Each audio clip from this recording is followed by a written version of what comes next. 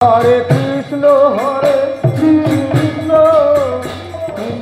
কৃষ্ণ হরে হরে, হরে রাম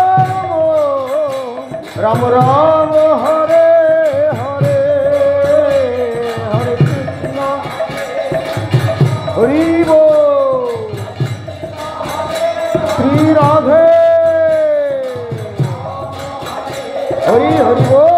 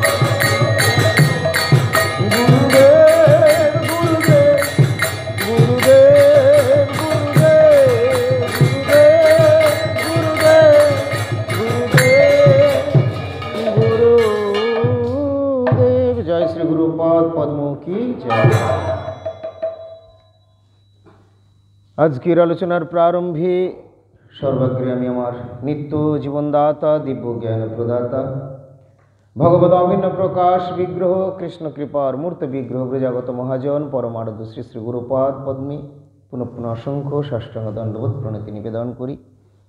শ্রী গুরুপাদ পদ্মে প্রণতি জ্ঞাপন করে গুরুবর্গ বৈষ্ণব শ্রীচরণে প্রণতি নিবেদন করে ইষ্টদেবগণের কৃপা ভিক্ষামুখে সপরিকর ভগবৎসুখ বেদা নিবৃত্তি হয়ে ও আত্মশোধনে প্রয়াসী হয়ে আজকে আমরা এখন শ্রবণ করব একাদশীর মাহাত্ম্য। কিছু কথা আমরা আলোচনা করব এখান থেকে, গ্রন্থ থেকে। একাদশীর মাহাত্ম্য পরমারাধ্য শ্রী গুরুপাদ পদ্ম আমাদেরকে আগে বলতেন বেশি যে তোমরা মাহাত্ম্য সূচক এগুলো আলোচনা করবে বেশি। হ্যাঁ, অন্যান্যগুলো তখন বেশি বলতেন, তখন মঠের সেবক সংখ্যাও কম ছিল, উৎসব অনুষ্ঠানও কম। তা এখন অনেক সব বেশি হয়েছে, আর চারদিকে সব অনেক কিছুই জানছে, জেনে যাচ্ছে, শিখে যাচ্ছে। এখন ইউটিউব, অনলাইন ইত্যাদি হয়েছে, এখন আর অতটা বলার গুরুদেব হয়তো সময় পান না, বলা হয় না। কিন্তু আগে এইগুলোই বলতেন, মাহাত্ম্য সূচক এই পাঠগুলো। সেবার তুলসী মাহাত্ম্য, ভগবত সেবা মাহাত্ম্য, নাম মাহাত্ম্য, সাধুগুরুর সেবার ফল, গুরু বৈষ্ণব সেবার ফল ইত্যাদি কথাগুলো। তো এগুলো শ্রবণাদি করলেই কী হবে, এগুলো তো গ্রন্থের শাস্ত্রের কথা আমরা তৈরি করছি না। এগুলো শ্রবণ করলেই যার ভাগ্য ভালো তার কিন্তু গ্রহণের ইচ্ছাটা চলে আসবে। যে যেমন যেমন আছে সেখান থেকে যে শুনবে, এত সুন্দর একাদশীর এত মাহাত্ম্য রয়েছে, আমিও করব, তখন এটা চলে আসে। জন্মাষ্টমীর এত মাহাত্ম্য রয়েছে, রাধাষ্টমীতে এরকম, রাধা নামের এত মাহাত্ম্য, আমি রাধা নাম করব। হরি নামের এত মাহাত্ম্য, আমি হরি নাম করব। তো এইভাবে তখন এইগুলো আসে আর কি। যার জন্য এই মাহাত্ম্য সূচকের আলোচনাগুলো বেশি। আর অন্যান্য প্রভুর যে সমস্ত লীলা কথা আছে সেগুলো, যেগুলো আমরা বুঝতে পারি, যেগুলো বুঝতে পারবে সেইগুলো আলোচনা করতে হবে। মাস্টারমশাই ক্লাসে ঢুকে খুব লেকচার দিয়ে চলে গেলেন, ইংলিশে পুরো লেকচারটাই হয়তো দিলেন, ছেলেরা কেউ কিছুই বুঝলো না। তো মাস্টারমশাই লেকচার দেওয়ার কোনো সার্থকতা নেই, ছেলেদেরকে বোঝানোর জন্য, শেখানোর জন্য। এই জন্য দেখবেন পাঠক যারা, বিশেষ করে গুরু পরম্পরা ধারায় যারা পাঠ কীর্তন করেন, গুরুপাদ পদ্মই হন আর গুরুদেবের বিশেষ কৃপাপ্রাপ্ত জন যারা হন, তাদের মুখে আলাদা ধরনের একটা কথা আসে, ভেতর থেকে যোগান হয়ে আসে।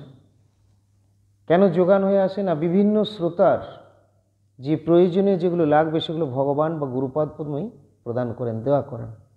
তখন সেই তাদের মাধ্যম দিয়ে সেগুলো প্রকাশ পেয়ে যায়।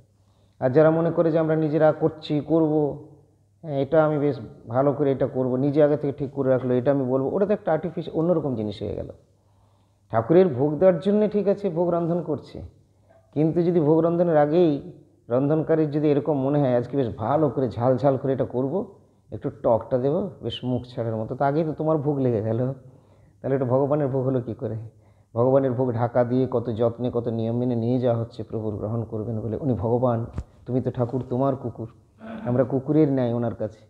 এখন তার জন্য এই বোধ নিয়ে করতে হবে। কিন্তু বর্তমান সেবককে এই ভাবনার পাওয়া যাবে না। অধিকাংশ কী বলে, বেশ ভালো করে আজকে বাকি একটা করো তো ঠিক মতো করে, রান্নাটা বেশ ভালো করে করো, মানে পুরো নিজের মনটা অভিনিবেশ কিন্তু ওখানে চলে গেছে, মানে বলার সাথে সাথে হয়তো জিভে জলও চলে আসছে, এরকম ব্যাপার আর কি। তাহলে বুঝতেই পারছেন তো ভগবানের ভোগ কতটা লাগছে সেটা। যাই হোক, তো এইগুলো শুদ্ধ ভক্তির দিকে যাচ্ছে না। ভক্তির ক্রিয়া না হয় কোনো রকমভাবে কোনো কিছু করা হচ্ছে, শুদ্ধ ভক্তির ফল পাবে না। আমরা কোন ভক্তির অনুশীলন করব? শুদ্ধ ভক্তির অনুশীলন করা উচিত, এটা আমার গুরুদেব চাচ্ছেন, এটাই গুরুবর্গ শিক্ষা দিচ্ছেন। প্রভুজি, প্রভুপাদ, প্রভুজি তো খুব মানে ভজনাদর্শ এবং খুব কড়াকড়ি ছিলেন। গুরু ও নাম নিষ্ঠার অত্যুজ্জ্বল আদর্শ, অতি উজ্জ্বল আদর্শ ছিলেন পরমারাধ্য প্রভুজি ভাগবত ঠাকুর। আগামীকাল 4 অন্তর্ধান তিরোধান তিথি। তো যিনি হলেন সরস্বতী গোস্বামী প্রভুপাদের অত্যন্ত অন্তরঙ্গ নিজজন, তিনি আমাদেরকে এগুলি দিয়ে গেছেন, শিখিয়েছেন, বলেছেন গুরু পরম্পরা ধারার মাধ্যমে যে তোমরা সাধু সঙ্গে করো, একাদশী করো, হরিনাম করো। এখন একাদশীটা আমাদের হয়তো কি দাঁড়িয়েছে, একাদশী প্রচারিত হচ্ছে, ঠিক আছে, সবাই প্রচার করছেন, সবাই একাদশী করছে, কিন্তু একাদশী বলতে কি জানেন, কি বোঝেন? বেশিরভাগ লোক এটাই জানেন যে একাদশীর দিনে ভাত মুড়ি রুটি না খেয়ে একটু এই আলু সেদ্ধ টেদ্ধ ফল টল খাবো, ব্যাস, তাহলেই আমাদের একাদশী হলো। হ্যাঁ, এটা একাদশী হলো, এটা এক প্রকার একাদশী হচ্ছে, কিন্তু শুধু এইটুকুই নয়, এটা তো স্টার্টিং, প্রাথমিক। তারপরে প্রভুর জন্যে সে আবার কি করবে? হরিনাম করবে, নির্বন্ধ সহকারে তার হরিনাম থাকবে, তার অন্যান্য দিকে শ্রবণ কীর্তনের দিকে তার লক্ষ্য থাকবে, সে ভগবানের কথা শ্রবণ করবে। ভগবানের কথা শ্রবণ মানে, শ্রবণ তো আমরা সবাই শুনি, কিন্তু এটাকে শ্রবণ ঠিক বলছে না, মানে এক কান দিয়ে শুনলাম আরেক কানে বের করে দিলাম, এটা শ্রবণ নয়। শ্রুত বিষয় নিজ জীবনে আচরণের নাম হলো শ্রবণ। শ্রবণের ফল বিরাট রয়েছে। শৃণ্বত শ্রদ্ধা নিত্যং গৃহতশ্চ সচেষ্টিতম নাতি দীর্ঘেন কালীন ভগবান বিশতি হৃদি। শৃণ্বত শ্রদ্ধা নিত্যম, শ্রদ্ধা সহকারে যদি আমরা হরিকথা নিত্যম, আমরা নিয়মিত ভাবে যদি আমরা শ্রবণ করি, আজ করলাম ছেড়ে দিলাম এরকম নয়, আমাদের ওটা লেগেই থাকবে।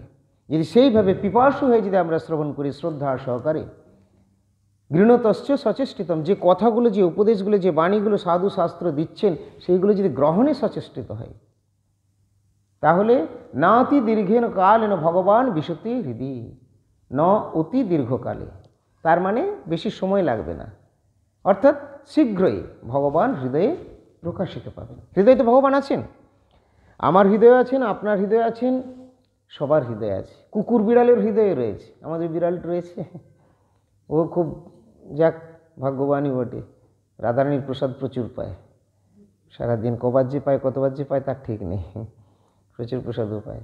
আর এখন আবার ওই রাধারানীর ওই মিষ্টি মিষ্টি প্রসাদগুলো পেয়ে আর দুধও মুখ দিতে চায় না, কেননা জানে, ও বলছে একে তো কলিকালে সব ভেজাল, আর তোমাদের দুধটাও খুব ভেজাল, তো এই দুধে মুখ সচরাচর দেয় না, প্রায় জল মেশানো এদিক ওদিক করে তো থাকেই, আর আমাদেরকেও মেশাতে হয় এতগুলো লোক, তো ওটা ওর পছন্দ নয়, জানে যে উৎকৃষ্ট পাবো, নিয়ে ওখানে গিয়ে মিমি করবে। এখন বারবার যদি করতে থাকে তাহলে ডিস্টার্ব, তো ওকেও দিতে হবে, একটা দিলে হয় না, যে আসবে ও ভাববে বোধহয় মহারাজ একটা এখন দিল, তার আগে ওর কয়েকবার হয়ে গেছে।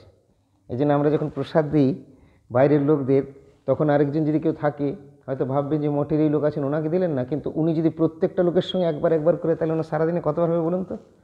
অত তো শরীরেও নেবে না। তো এই পুষিকে বিড়ালটাকে যদি অত খাইয়ে দেয়, আমি এখন একটু কন্ট্রোল করতে শিখেছি, চেষ্টা করি, কেন বেশি খাইয়ে দিলে ও আবার কী করবে, ও তো পরে আবার তো সেটাকে বমি করবে, বের করবে, তো তাছাড়া ও সার্ভিসটা ভালো দেবে না। ওর যে ডিপার্টমেন্টের, আজকে এটা গুরুদেবই বলতেন মঠে, কিন্তু এগুলো থাকা একটু ভালো, এগুলো থাকলে, এই যে বিড়াল টিড়ালগুলো থাকলে, আগে কত ইঁদুরের উপদ্রব আপনারা তো দেখতেন, আজকে এরা নিশ্চিন্ত আছে। তোমরা এখনও জানো না যে ইঁদুরের কী উপদ্রব হতো, ওইগুলো সব নিয়ে সেখানে ঢুকিয়ে রাখা, এই করে চারদিকে, কিন্তু এ আছে বলে এখন খুব নিশ্চিন্ত তোমরা রয়েছে, ইঁদুরের দেখাই পাওয়া যায় না। তাহলে কত ভালো কাজ করছে, ও সেবা করছে, কিন্তু প্রত্যেকের সেবার মধ্যে যদি আমরা থাকি, এটা হলে সেবার আগার, সুন্দর থাকবে, সব সুন্দর থাকবে, আমাদেরকে সেবার মধ্যেই থাকতে হবে। আজকে হলো মাধব তিথি, একাদশী ব্রত, রঞ্জিতা প্রথমে কীর্তনটা করছিলেন, শুদ্ধ ভগত চরণ রেণু ভজন অনুকূল। কিন্তু তারপরে যে মেন লাইনটা, যেটার জন্য কীর্তনটা আরম্ভ, সেই লাইনটা কিন্তু শুদ্ধ ভক্তের বাদ চলে গেল। ভকত সেবা পরমসিদ্ধি, প্রেম লতিকার মূল। প্রেমের যে লতাটা হবে বা যে বৃক্ষটা, তার মূল গোড়া বা শেকড়টা কি? শুদ্ধ ভগত চরণের রেণু, ভকত সেবা। শুদ্ধ ভক্তের চরণধুলি বা ভক্তের সেবা। এই চরণধুলি সম্বন্ধে আবার যারা জাগতিক সাধারণেরা কি ভাববে, তাহলে বোধহয় ধুলিগুলো নিয়ে আমাকে কাড়াকাড়ি করতে হবে, নিয়ে সাধুগুরুর পথে বেরোনো মুশকিল। আর নয় এত চরণধুলি কাড়াকাড়ি করবে যে হোঁচট খেয়ে পড়েই যাবে, ওই রকম নয়। একজন বাহ্যত চরণধুলি না নিয়েও দূরে থেকেও তিনি চরণধুলি পেয়ে যেতে পারেন। আর একজন কাছে কেড়ে চরণধুলিগুলো নিয়েও তার চরণধুলি নিয়েও তার খারাপও হতে পারে, ভালো প্লাস তো দূরের কথা মাইনাস হয়ে যেতে পারে। প্রথমত সাধুগুরুর ইচ্ছার বিরুদ্ধে কার্য করা চলবে না। দ্বিতীয় কথা, তুমি সেই যোগ্যটা হয়েছে কিনা। তুমি কি দুম করে মন্দিরের বিগ্রহ স্পর্শ করতে পারো? চলমান মন্দির হচ্ছেন শ্রী গুরুপাদ পদ্ম, সাক্ষাৎ ভক্তি বিগ্রহ, ভগবত বিগ্রহ, ভগবত অভিন্ন প্রকাশ বিগ্রহ। তাই গুরুরও ওইভাবে নেওয়া যায় না। এবং শুদ্ধ ভক্ত যেহেতু তিনি গুরুর, তার জন্য তিনি গুরু কৃষ্ণ ছাড়া নন, তাই শুদ্ধ ভক্তেরও কিন্তু ওইভাবে নেওয়া যায় না। ওই নজরে দেখতে হবে, ওই দৃষ্টিতে দেখতে হবে। শুদ্ধ ভক্ত কিন্তু শুধু শ্রী গুরুপাদ পদ্ম নন। গুরুপাদ পদ্ম তো ভগবত তত্ত্ব এবং ভক্ত তত্ত্ব উভয়ই, ভগবান এবং ভক্তরাজ সবই। কিন্তু শুদ্ধ ভক্ত বলতে আরও যদি কেউ শুদ্ধ কোনো ভক্ত থেকে থাকেন, তিনি শুদ্ধ ভক্ত অনেকগুলোও থাকতে পারেন। কিন্তু আমরা যেগুলো সচরাচর দেখি, এখানে বেশি ভক্ত সেরকম সচরাচর পাওয়া যায় না। শুদ্ধ হবে কি করে? প্রথমে সে অনাদি বহির্মুখ, এরপরে সাধু সঙ্গে যদি সে সাধন ভজন অনুশীলন করে, তাহলে তার চিত্ত শুদ্ধ হবে, ভক্তিটা শুদ্ধ হবে। দুধটা যদি ফোটায়, তাহলে ফুটিয়ে ফুটিয়ে ফুটিয়ে ফুটে খাঁটি হবে। কিন্তু দুধটা ফোটাচ্ছি নাই তো। এখনকার ছেলেদের, এখনকার মানুষের ধৈর্য কম, তার ফলে দুধ হয়তো উনুনে দিল, কিন্তু কে আরও তখন ঘাঁটবে। অনেক সময় দুধটা খেয়ে বোঝা যায় যে আজকে কি দু রকমের দুধ ছিল, না হ্যাঁ একটা সকালে এসছে একটা বিকেলে এসছে। সকালেরটা 5 বার হয়তো ফোটানো হয়েছে, বিকেলেরটা তার সঙ্গেই ঢেলে দিল, তার ফলে ফোটানোর পরে ভেতরে একটা আলাদা কিন্তু স্মেল চলে আসে, অটোমেটিক বোঝা যায় যে আরেকটা রকম আলাদা দুধ হয়ে গেছে। সেটা ফোটেনি, কিন্তু এই ফুটন্তর সঙ্গে দিয়ে দিলে সেটা ফোটেনি, তো বোঝা যায়। আসল নকলের মধ্যে তোমার যতই যেমনই হোক না কেন, সমস্ত জিনিসের কিন্তু বোঝা যাবে। যারা বোঝার মতো লোক তারা বুঝতে পারবে, এক্সপার্ট দরকার, তারা বুঝতে পারবে। তো আমরা ভক্তিটাও যাতে আমাদের আসল হয়, খাঁটি হয়। খাঁটি যদি না হয়, ভেজাল হয়, তাহলে কিন্তু যারা আসল লোক তারা ধরে দেবেন। সাধু গুরু, গুরু বৈষ্ণব যারা আসল নিয়ে আছেন, যারা মেকির মধ্যে থাকেন না, যারা মেকি নন, তারা কিন্তু ধরে নেবেন যে এই ভক্তিটা কোন ক্যাটাগরির, কীরকম ভক্তি এটা।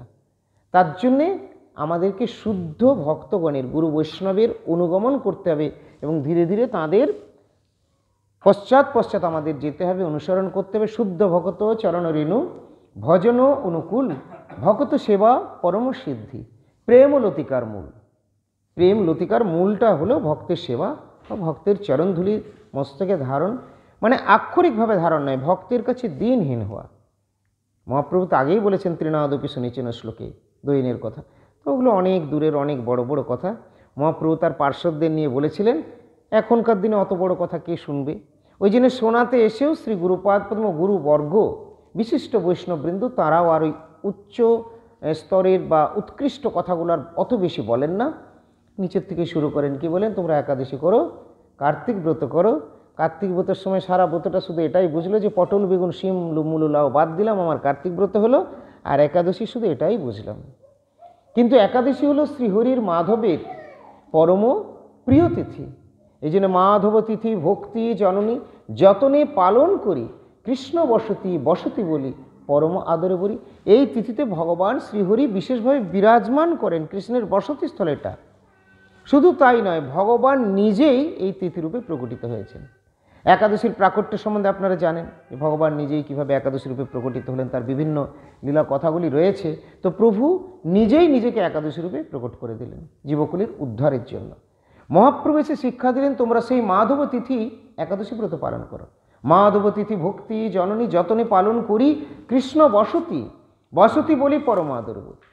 গৌর আমার যেসব স্থান, করিল ভ্রমণর অঙ্গে, সেসব স্থান হেরিব আমি প্রণয়ী ভক্ত সঙ্গে। প্রণয়ী ভক্ত প্রেমিক ভক্ত, প্রীতি বিশিষ্ট, এই সেই যাত্রার সাথে আমরা চলে গেলাম, চলো চলো চলো দেখে আসি, ধাম দর্শন করি, এরকম এটা না। সেই রকম ভক্ত, যারা প্রকৃত ভক্ত, সেই ভক্তের অর্থাৎ ভগবত ভক্তরা শ্রী গুরুপাদ পদ্ম বা বিশিষ্ট যদি অধিকারী ভক্ত বৈষ্ণব গুরু নিজজন গুরুদেব তৎমা যদি আমরা পেয়ে যাই, এরকম জন তাদের সঙ্গে, তাই মৃদঙ্গবাদ্য শুনিতে মন অবসর সদা যাচ্ছে, গৌরবিহিত কীর্তন শুনিতে আনন্দে হৃদয় নাচে। কেন বললেন এই কথাটা? না, মহাপ্রভুর কীর্তনে আনন্দ হতে হবে। আমরা যা পাচ্ছি তাই শুনছি, রেডিওতে দুটো গান হচ্ছে, টিভিতে দুটো হচ্ছে, ওখানে আবার আউল বাউল হচ্ছে, তা বাহ খুব ভালো লাগলো, যা নাচলো না, কি সুন্দর নাচ করলো, এগুলো দেখে কি হবে?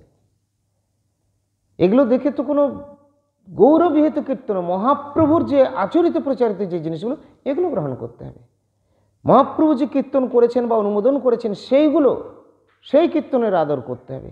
তার জন্য গৌরবিহিত কীর্তনে শুনি আনন্দে হৃদয় নাচে, যুগল মূর্তি দেখিয়া মোর পরম আনন্দ হয়। ভগবানকে দর্শন করে যুগল রাধা কৃষ্ণ রাধা গোবিন্দ গৌর নিত্যানন্দ হতে পারে, তো দেখিয়া মোর পরম আনন্দ হয়। প্রসাদ সেবা করিতে হয় সকল প্রপঞ্চ যায়। এখন প্রসাদ সেবা, প্রসাদ সেবা বলতে যে শুধু মহাপ্রসাদই তাই নয়, এখানে কিন্তু প্রসাদ, প্রভুর প্রসাদ। এবারে এই প্রসাদের ব্যাখ্যা আবার অনেক রকম রয়েছে। বাণী প্রসাদ হতে পারে, এখানে যদিও প্রভুর অধরামৃত উচ্ছিষ্টই রয়েছেন, কিন্তু তার সঙ্গে বাণী প্রসাদও, বাণী প্রসাদ একটা বিরাট প্রসাদ। মহাপ্রসাদ বা ভগবানের মুখোদ্গীর্ণ যে প্রসাদ আসছে, ভগবানের উচ্ছিষ্টে যে আসছে, সেই প্রসাদের মাহাত্ম্য এগুলো কে জানাবে? এইগুলো জানাবে সাধুর মুখনিসৃত বাণী। এই জন্য বাণী প্রসাদটা আবার বিরাট প্রসাদ। তো এইভাবেই আমরা যদি মহাপ্রভুর কথা শ্রবণ করি, মহাপ্রভুর নিয়ম যে শিক্ষা যেগুলো দিয়েছেন সেগুলো যদি আমরা মানি, আমাদের ভক্তির উন্মেষ হবে, ভক্তির দিকে আমরা এগিয়ে চলতে পারবো। মহাপ্রভু এগুলি দেখিয়েছিলেন তার ভক্তদেরকে নিয়ে, পার্শ্বদ ভক্তদের নিয়ে, যে তোমরা একাদশীর দিনে জগন্নাথ ধামেও আছেন, কিন্তু জগন্নাথের প্রসাদ পাবে না। জগন্নাথ দেবের মতো আর বড় কেউ নেই, তিনি সারা জগতের নাথ। তার প্রসাদ সূচি অসুচি, পবিত্র অপবিত্র, যে যেখানে যে অবস্থায় থাকো না কেন তার প্রসাদ গ্রহণ করবে, এরকম শাস্ত্রের নির্দেশ রয়েছে। কিন্তু সেই প্রসাদটা আবার অবশ্যই একাদশীর দিনে যদি চলে আসে, বলে না সেই দিনটা নয়, সেদিন কিন্তু প্রণাম করে রেখে দাও, বন্দনা করে পরের দিনে যখন একাদশী রাত্রিতে থাকবে না, এরপরে যখন পারণ হচ্ছে সেই সময় তুমি পারণ করো, তাহলে প্রসাদের সম্মান হয়ে গেল। তো এইভাবে মহাপ্রভুর শিক্ষাগুলো আমাদেরকে দিয়েছেন।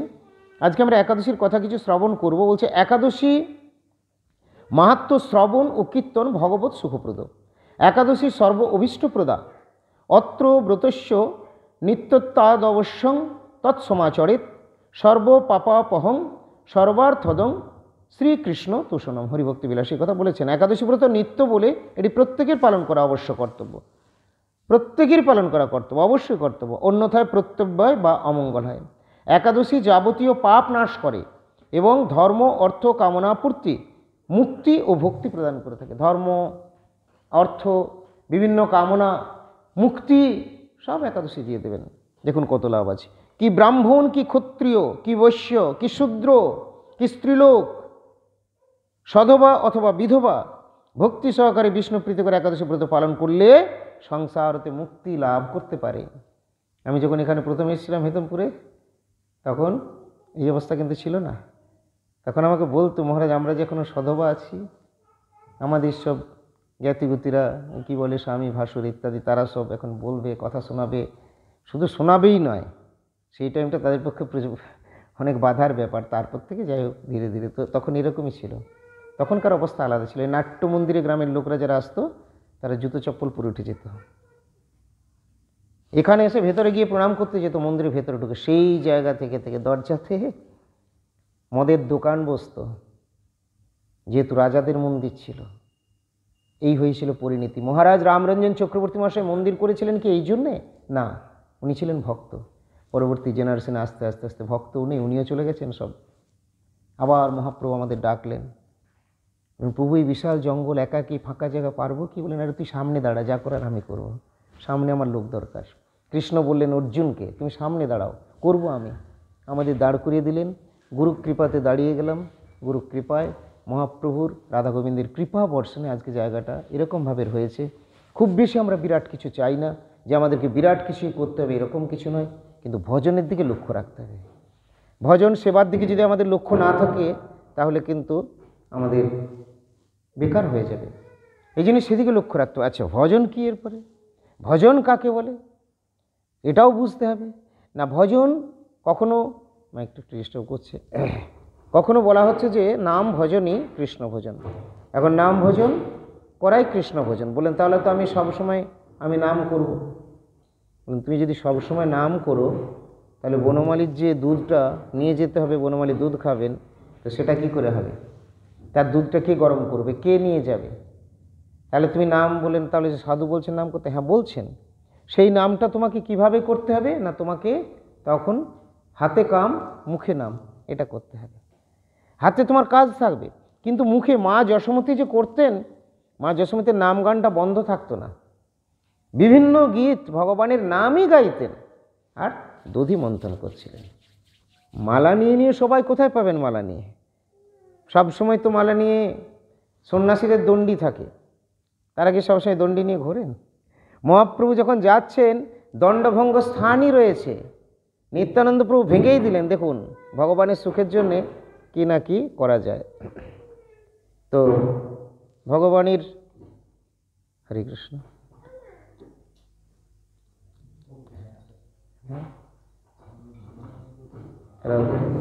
তো ভগবানের সুখের জন্যে এরকম করা যায়। নিত্যানন্দ প্রভু মহাপ্রভু সুখের জন্য করছেন, তাহলে নিত্যানন্দ প্রভু মহাপ্রভুর সুখের জন্য যদি মহাপ্রভুর দণ্ড ভেঙে দিতে পারেন, তো আমি তোমাকে বলছি না যে ঠিক আছে তুমি সাধুগুরু বৈষ্ণব সুখের জন্য দণ্ড, তুমি অত বড় জায়গাতে যাওনি, এটা গুরুদেবই বলেন। সবরের অনুকরণ করতে হবে না, সবরই খেয়ে এটোটা দিয়েছিল, শিক্ষাটা তো নাও, শিক্ষাটা নাও। তাহলে কি শ্রী গুরুদেবের প্রদত্ত, গুরুদেবের নির্দেশিত যে হরিনাম, নির্বন্ধ হরিনাম তুমি করো, মালিকা তো করো।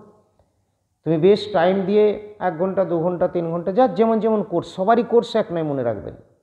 আমার গুরুদেব যেভাবে নামের মালা নিয়ে জপ করছেন, আমাদের সেভাবে করা হবে না, আমাদের সেভাবে করা চলবেও না।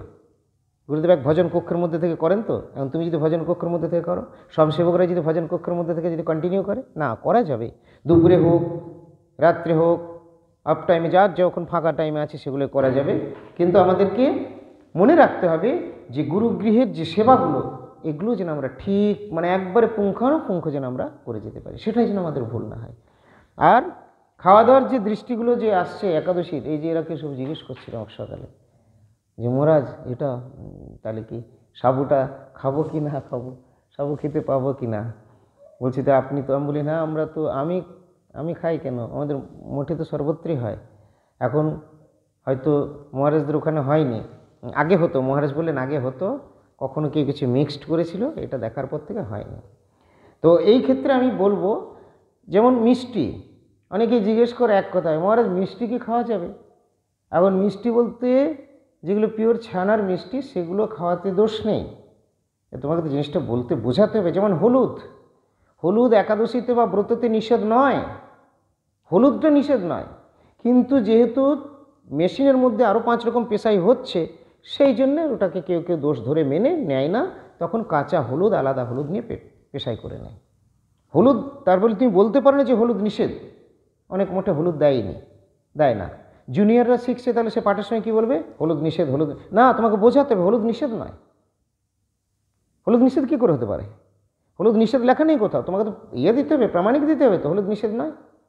কিন্তু এই কারণে ব্যবহার করা হয় না। ওই মেশিনেই তো আটা পিসলো, গম নিয়ে আবার হলুদ পিসলো, তাহলে মিক্সড হলো বিভিন্ন কারণে। কিন্তু তুমি যদি গোটা হলুদ, কাঁচা হলুদ নিয়ে আসো, তুমি যদি পিষে নিতে পাও, নো প্রবলেম।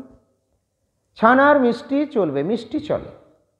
এরপরে কেউ হয়তো ইউটিউবে বলছে যে দোকানের মিষ্টি চলবে না, আমি যদি সেটারও ভুল ধরি, দোকানের মিষ্টি চলবে যদি দোকানটা ভক্তের হয়, আর ভক্ত যদি বানায়। এই মহারাজই যদি একটা মিষ্টির দোকান করে বৃন্দাবনে, তুমি দেখে বুঝতে পারবে না, অনেক মহারাজ প্রভু গেরুয়া কাপড়ে, সাধু সন্ন্যাসীর সব, কেউ টোটো চালাচ্ছে, কেউ ভ্যান চালাচ্ছে, কেউ গাড়ি চালাচ্ছে, সব ব্যস্ত রয়েছে, কাজ করছে, ভ্যারাইটি কাজ করছে, কিন্তু সব ভগবানের জন্যই করছে। তো উনি যদি সেই মিষ্টি করেন, তখন তো উনি চাইবেন, বা কোনো আমাদের গৃহস্থ ভক্তই রয়েছে, সে যদি করে, তখন তো সে চাইবে যে এটা যেন আমার ভোগে লাগে, সেবায় লাগে, আমি করছি, তখন সে যে প্রসেসে করবে তাতে লাগানো চলবে, তখন চলবে। তো এইভাবে এই জিনিসগুলোর মধ্যে রয়েছে। এরপরে কেউ যদি বলে, এরপরে গুরুদেব ডোজটা আবার ঠিক করেন ওর মেন্টালিটি দেখে, যখন দেখলো ধিকপুক ধুকপুক করছে তখন বললেন কি দরকার আছে, তোমার খাওয়ার দরকার নেই, ওই দিন তুমি বাদ দিয়ে দাও, নিরম্ব থাকো। তাহলে ঝামেলায় থাকলো না, কলা খাবো কি না খাবো, শশা খাবো কি না খাবো, থাকো, কে মানা করেছে? ভাই আমি পারি না, মহারাজজি বোধহয় একবার দুবার খান, আমাদের কেশব মহারাজজি নিরম্ব থাকতেন, আমি থাকি না, একবার দুবার ছিলাম, গুরুদেব একটু শাসন বকাবকি করেছিলেন, তোমাদের ছোড়াছুড়ি করতে দরকার নেই, মানে মনে মনে বলছেন নাম্বারটা তো আমিই দেবো, পাস নয়, পাশের অনেক বেশি পেয়ে যাবে, চিন্তা করো না, এই চলো আমি আছি তো, আমার পিছনে পিছনে চলো, সেইভাবে চলি। ভাত মুড়ি রুটি যেগুলো খেতে নেই এগুলো খেও না, গ্রন্থে শাস্ত্রে জলপানটাও নিষেধ লেখা আছে, অধিক জলপান, তা বলে কি আমরা করি না? আমার গুরু উপাধ্যায় ঢালা অর্ডার দেন, বলেন না জলপান এখন করবে। রাত্রি জাগরণ লেখা আছে একাদশীতে, আপনারা কেউ রাত্রি জাগরণ করেন? আমরা কেউ করি? আমার গুরুদেব করলে বাহবা দেবেন, বকবেন, বলেন পরের দিনে মঙ্গলারতিতে সেবাটা কী করবে, তন্ময় তার উঠবেই না, মহারাজ কী হলো, কালকে রাত জেগেছি, সেবাটা মাইনাস হয়ে গেল। তাহলে এগুলো কাদের জন্যে? এগুলো হচ্ছে যাদের গুরু নেই, যারা গুরু পায়নি তারা এগুলো বই পড়ে করবে, যার জন্য আজকাল ইউটিউবে এই প্রবলেমটা চলে আসছে। যত সব প্রচারক হচ্ছেন বেশিরভাগই তারা গুরুর কাছ থেকে নিয়ে কিন্তু প্রচার করছেন না, নিজে নিজেই প্রায় গুরু হয়ে যাচ্ছেন। এখন তন্ময় যদি এখান থেকে ছাড়া হয়ে যায় কথার মানে, গুরুদেবের দীক্ষিত, নিয়েও যদি প্রচার করতে হয় তাহলে নিজে নিজে করবে, তো সে তো গুরুর আন্ডারে তো নেই তো। আর ইউটিউবেরগুলো এরকমভাবে অনেকগুলো হয়ে গেছে, নিয়ে যা ইচ্ছে তাই সব বলছে নিজের মনের মধ্যে করে, এই আর কি। কেন চলবে না, কী কারণে চলবে না, এটা বোঝাতে হবে। দ্বিতীয় কথা হচ্ছে, একাদশীর দিনে যেমন খুব বেশি ভোগ বিলাস ইত্যাদি করা হয় না, একাদশীর দিনে আমরা এগুলো সবগুলোই যেমন বেশি কিছু খাওয়া, দুধ ছানা ইত্যাদি সেগুলোও না নিয়েও অনেকেই থাকেন, ওই তো বললাম কেউ একবার খান, কেউ বা নিরম্ব করেন ইত্যাদি, কিন্তু আমার তাহলে করার দরকার নেই। এরপরে কাউকে হয়তো বলবেন কেন মহারাজ করার দরকার নেই কেন, করতে পারলেই তো ভালো, কিন্তু গুরুদেব বলেন না করার দরকার নেই, তাহলে কি গুরুদেব ভুল বলেন? না, বুঝতে হবে এর ভেতরে কী আছে। তুমি 3টে নিরম্ব করে নিলে, নিয়ে তারপরের দিনে চিৎপটাঙ্গা বলে অবস্থা খারাপ, কিন্তু শুনতে হচ্ছে কি একাদশী করেছিলাম, একাদশীতে আমি নিরম্ব করেছিলাম, তো তোমার কে বলেছিল নিরম্ব করতে? সব তোমার তো বাদ চলে গেল। ওই জন্যে শ্রী গুরুদেব বলেন যে দেখো, গ্রন্থে যা লেখা থাকবে সবটাই তোমাদের ধরা চলবে না, গ্রন্থে লেখা ধরতে গেলে তো অনেক অনেক কিছু আছে। মহাপ্রভু তো হেঁটে হেঁটে গিয়েছিলেন, তখনকার গোস্বামীরা ফিল্টারের জল খেতেন, মাফলার চাদর ছিল তাদের, বড় বড় বিল্ডিং ছিল, তারা কি বাসে ট্রেনে গিয়েছিলেন? তাহলে যেমন যেমন সময় অনুসারে সেইগুলো আসবে, মোটামুটি শাস্ত্রের গ্রন্থে দিকদর্শন দেওয়া আছে, আচার্যবৃন্দ সেটাকে ঠিক করবেন, তার পরিকাঠামোটা কেমন কি হবে না হবে, তারা আমাদের গাইড ইনস্ট্রাক্টর, তাদের কাছ থেকে আমরা নেব। তুমি যদি বই পড়ে নিতে যাও তাহলে বিপদ হয়ে যাবে, বই পড়ে নিতে গেলে যেমনকে তেমন তুমি করতে যাবে, বিপদ। বলি না না না, এটা তোমার নয়, তার জন্য সব জায়গা সব জিনিস সবার জন্যে নয়। তোমরা এই যে পড়াও, যখন স্টুডেন্টদেরকে পড়াও তখন কি বলো, স্যার এটা ওটা তোর দরকার নেই, তুই এটা পড়। তাহলে অভিজ্ঞ মাস্টারমশাই পরীক্ষার আগে কি করছে, বেছে কাটছিট করে যে জায়গাটা ইম্পর্টেন্ট, যেটা দরকার, যেটা সে গ্রহণযোগ্য, সেই জায়গাটা দিচ্ছে। আমাদের পারমার্থিক শিক্ষকগণ তারা কি করবেন, তারা যেটা আমার, যেমন আমি এখানে যেটা দেব বা আমার গুরুদেব দেবেন, এটা হয়তো বৃন্দাবনে চলবে না, আবার বৃন্দাবনে যেটা দেবেন সেটা এখানকার লোকেও চলবে না, অত বড় বড় মহারাজরাও যদি আসেন, আমি বলে দিচ্ছি চলবে না। ভগবান এক একটা বেল্ট ঠিক করে রেখেছে, আমার এখানকার খাবারটা বৃন্দাবনে চলে না, আর বৃন্দাবনের খাবারটা এখানে চলে না, চলে না মানে শ্যুট করবে না শরীরে। এখানকার লোকগুলো যদি ওখানে বেশি দিন থাকে আর যদি ভাত বা অন্ন খেতে থাকে, বলে শরীরটা ভালো নেই, কিছুদিন পরে দেখবেন রুটি ধরেছে। ও ভগবান এটা সৃষ্টি ওইভাবে করে রেখেছেন, ওখানকার অ্যাটমসফিয়ারের সঙ্গে জল হওয়ার সঙ্গে এটা করা আছে। আবার ওই লোকগুলোই যখন এখানে কিছুদিন থাকবে, 2-4 দিন রুটি খাওয়ার পরে বলবে না অন্নটাই ভালো লাগছে, ভাত খাবো। ওখানকার লোকগুলো দেখো বিভিন্ন দেশ অনুসারে বলে না যে এটাই, এই দেশগুলো কি হচ্ছে খুব ফর্সা, কেউ হচ্ছে খুব কালো, কেউ শর্ট, কেউ লম্বা, হচ্ছে না। তো এই যে আমাদের জাতি নিয়ে আমরা অনেক সময় কথা বলি, এই জাতি ওই জাতি ওই জাতি, কিন্তু যে জাতিটা সেটা তোমার গুণ অনুসারে তো আছে। এরপর গুণটা কীরকম দেখো, এই জাতিটা কিন্তু ওই রকম জাতপাত নয়, গুণটা কীরকম না, বলে না এটা কালো গাই, তো এই গায়ের দুধটা খুব মিষ্টি, এই জাতটা ভালো। তো ওখানে কি ব্রাহ্মণ মুসলমান খ্রিস্টান ভাগ করে নাকি? কোয়ালিটিটা জাতটা তার গুণটার উপরে, এটা দেখেই যদি ওই সিমটম দেখে যদি বোঝা যায় যে এই গরুটা এই গাইটা এরকম দুধ দেবে এতটা করে, যদি এটা বোঝা যায়, তাহলে মানুষের মধ্যে গিয়ে তাদের ওই সিমটমগুলো এবং তার আবার সূক্ষ্মভাবে যখন দেখবে, তখন হাত দেখা কপাল দেখার মধ্যে ভুল কেন হবে, কেন থাকতে পারে না? যদি কেউ এক্সপার্ট থেকে থাকেন, সেটা তার জুম করে দেখা হচ্ছে। সুতরাং এগুলো রয়েছে সবই। এরপরে যারা করছেন হিসেব ক্যালকুলেশন যারা করবেন তাদের ঠিক ঠিক মতো থাকা দরকার, সেগুলো তাদের ব্যাপার। তাই তারা কোথায় বিধান দেবেন, ডাক্তারবাবুর জায়গায়, গুরুদেব বলে না কামারের কাজ কোমরে করে, ধরতে না জানলে, তো ঠিক সেরকম ডাক্তারবাবু যে ওষুধটা দিচ্ছেন এখন সেখানে থাকতে আরেকজন দেখলো, ডাক্তারবাবু এইখান থেকে তুলে আর এই ওষুধটা দিয়েছিল, আর পেটে ব্যথা হয়েছে আর পেশেন্ট এসেছে, ডাক্তারবাবু নেই, ও ঠিক ওখানে হাতটি লাগিয়েছে আর ওষুধটা দিয়েছে, আর ওটা হলো একটা বিষের মতো কোনো ওষুধ, যেটা হয়তো প্রয়োগ করা হয় রোগীকে, প্রয়োগ করলে সুস্থ হবে, আর রোগ না থাকলে আবার মৃত্যু হতে পারে, এরকম জাতীয়, তো সে সেটাই তুলে দিয়ে দিয়েছে, আর ভুল দেওয়া হয়ে গেছে, রোগী কিন্তু মারা গেল। তো সে বললেন ডাক্তারবাবু এসে যখন জানতে পারছেন কীভাবে, বলে আমি ডাক্তারবাবু ওষুধটা দিয়েছি, কোনটা, না আপনি যেটা দিন ওইখান থেকে দিয়েছি। বললেন ওই ওষুধটা তো আজকে ওখানে নেই, তো আমি তো অন্য ওষুধ রেখেছি ওখানে। তো ঠিক দেখে দেখে সবটা এরকমভাবে করে নিতে গেলেই কিন্তু বুঝে নিতে হবে, জেনে নিতে হবে, আলোচনা করতে হবে।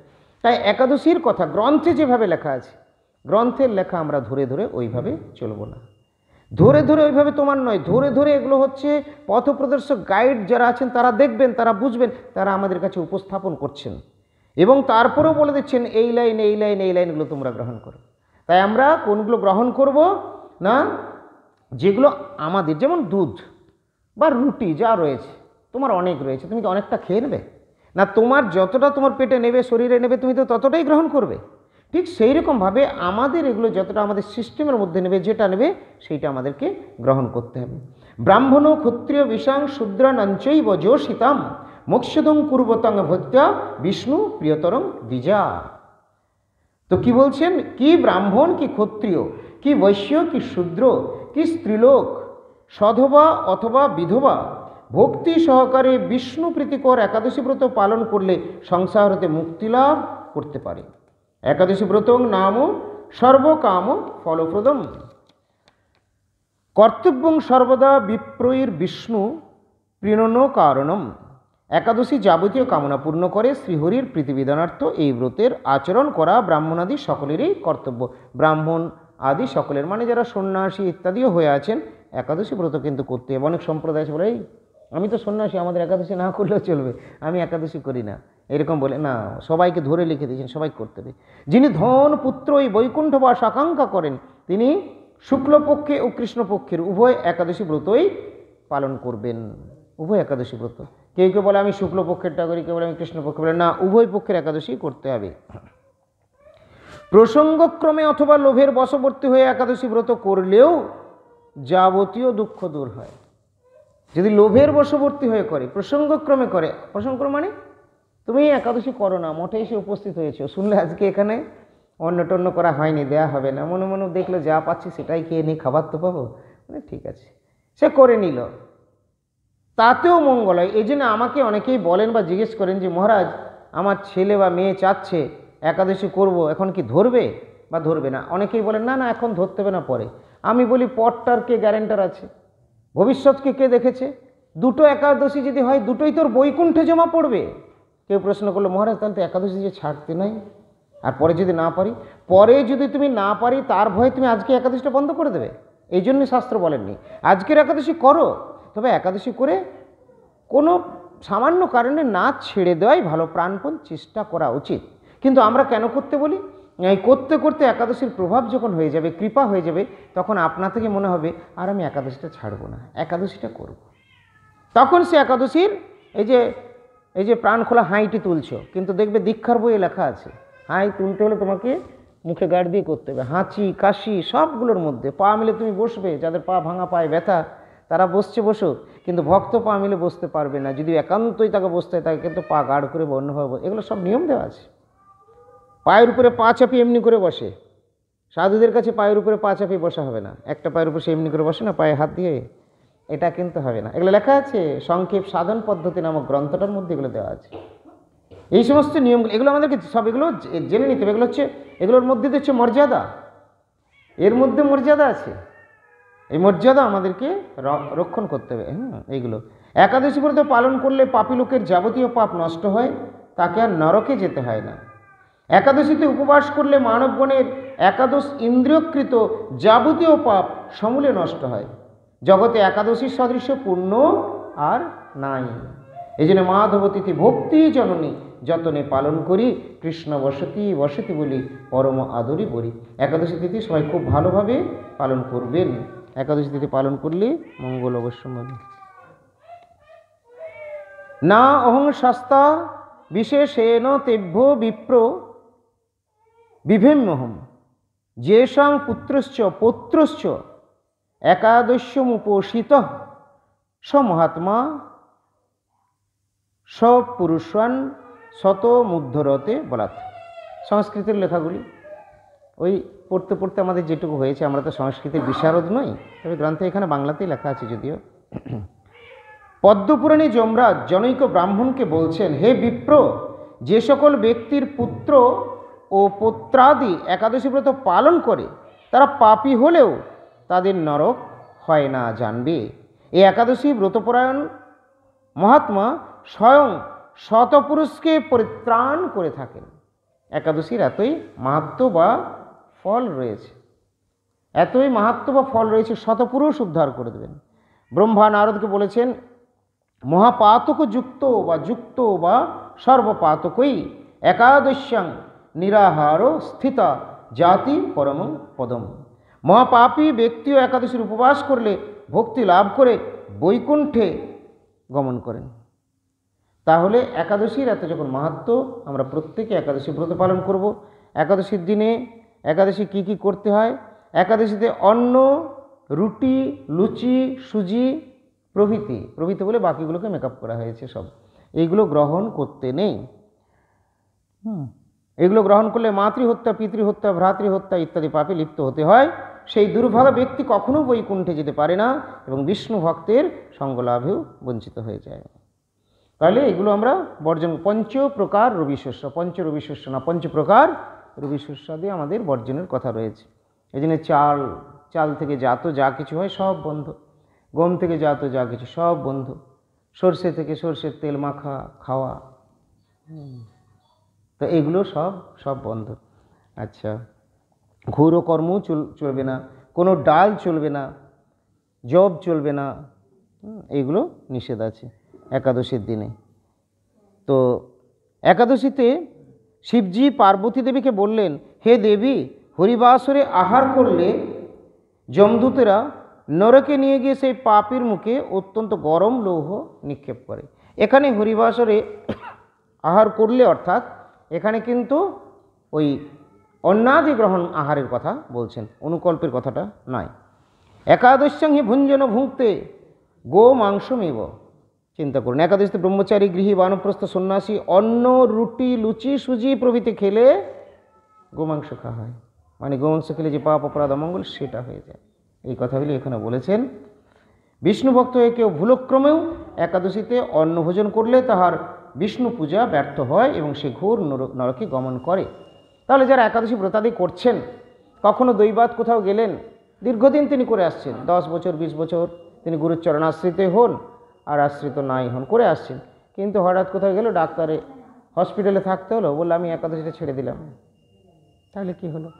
একাদশীর দিনে তো যেগুলো খাওয়া চলে না সেগুলো তুমি বাদ দিয়ে যেগুলো খাওয়া চলে সেইগুলোর মধ্যে তুমি ফলমূল তোমাকে কিছু নিতে হবে। অনেকেই অনেক সময় কেউ প্রশ্ন করেন, কেউ বলেন যে মহারাজ আমি তো বাইরে গেছি, কে আমাকে রান্না করে দেবে? তুমি কেন ভাবছো যে রান্না করাটা না খেলে তোমার একাদশী ব্রত হয় না? তুমি এটা ভাবো যে একাদশী করা মানে পুরো উপবাস করারই কথা।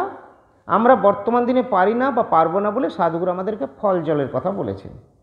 তো ফলও যদি না জোটে, আমি হসপিটালে আছি, ডাক্তাররা কি করে, যখন খাবার দেওয়া যায় না তখন কি করে, স্যালাইন দেয়, বিনা খাবারে থাকে, স্যালাইনটাই তার ফুডের কাজ করে। তাহলে সে ফল জল বলেছে, ফলও যদি আমি না পাই, আমি জলটাকেই স্যালাইনের মতো আমি বানিয়ে নেব, নুন চিনি না কি যেটা আছে সেটাকে একটু শরবতের মতো আমার হলো, সেটাই আমি খাবো। একটা একাদশী, তো আগে তো নির্জলারও ব্যাপার ছিল, তাতে কি বিরাট ব্যাপার হয়ে গেল। এইভাবে করার মানসিকতা যদি থাকে তাহলে সে কখনোই ছেড়ে দেবে না। নিষ্ঠার জন্য ঠাকুর হরিদাস বললেন যে খণ্ড খণ্ড হয়ে যদি যায় দেহ প্রাণ, তথাপি না বদনে আমি ছাড়িব হরিনাম। এক এক ভক্তের এক এক রকম হয়তো বিচার হতে পারে। হরিদাস ঠাকুর বললেন যদি আমার মৃত্যুও হয়ে যায়, তোমরা যদি আমাকে পিটিয়ে মেরে দাও, কিন্তু আমি হরিনাম ছাড়বো না। হরিনাম ছাড়তে হবে বলেছিল, না হলে তোমার মৃত্যু। তো হরিদাস ঠাকুর বললেন কি বলছো বলো, তুমি ছাড়বে কি? বলেন না আমি পারবো না। আমি হরিনাম ছাড়তে পারবো না, হরিনাম আমার প্রাণ, আমার জীবাতু হরিনাম। আমাদের